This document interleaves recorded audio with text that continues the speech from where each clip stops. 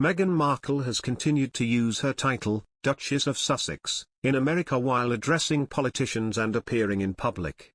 Speculation has persisted that the 40-year-old's future may be in politics, but she would struggle to use the Sussex title were she to make such a step, according to Telegraph columnist Charles Moore. In a piece titled "The US Won't Accept HRH President Meghan," Mr. Moore points out that, her husband, of course, is His Royal Highness, so I do not see how he could be the first gentleman if his wife were to enter the White House. Mr. Moore writes, "This column has worried before that the Duchess of Sussex is riding for a fall in the way she wields her title in America." Last week, Meghan appeared on The Ellen Show, introduced as Meghan, Duchess of Sussex.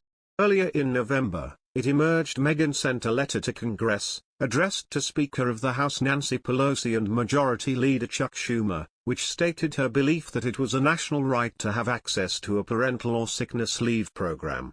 In October, during a video reading of new book The Bench, Meghan introduced herself as Duchess of Sussex. Meghan Markle is on a PR campaign after a royal commentator claimed the Duchess wants to enter politics in the US. Speaking to GB News, Mr. Eborn said, "She's on a PR campaign.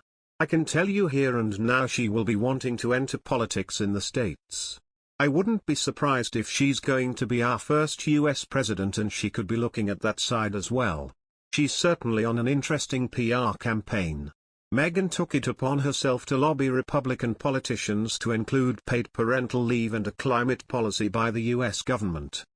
The Duchess of Sussex called innators Shelley Moore Capito and Susan Collins on her withheld number and told them who she was when they answered. It has since been reported Meghan is expected to make more of these calls.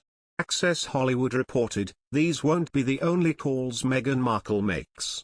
Royal biographer Angela Levin has mocked Meghan Markle for jumping on the bandwagon after the Duchess lobbied the Democrat Speaker of the U.S. House of Representatives Nancy Pelosi and the Majority Leader in the U.S. Senate Chuck Schumer to push through a policy on parental leave.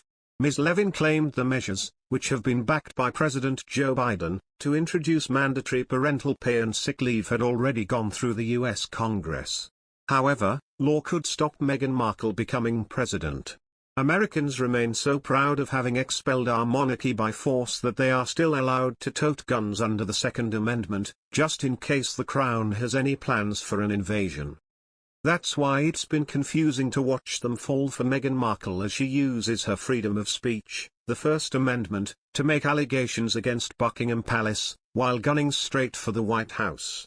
She has her eyes set on the US presidency, her biographer Omid Scobie tells us on True Royalty, explaining, "Meghan is the embodiment of the American dream."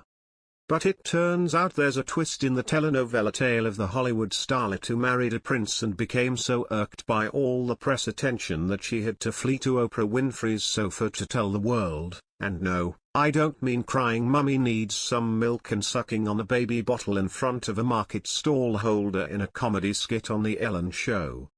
According to reports, legal experts have discovered an 1810 tweak to the U.S. Constitution, proposed and passed in Congress, stating that anyone who accepts, claims, receives or retains a title of nobility bestowed by a foreign power is barred from holding federal office.